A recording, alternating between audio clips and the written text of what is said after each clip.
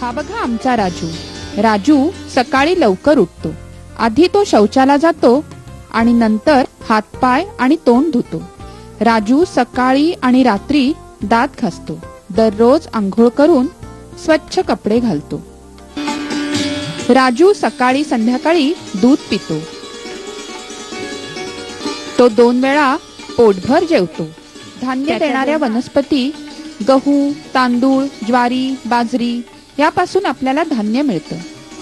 तर वाल, वाटाणा, तूर, मूग, हरभरा यासारख्या कडधान्यांपासून आपल्याला धान्य आणि डाळी मिळतात.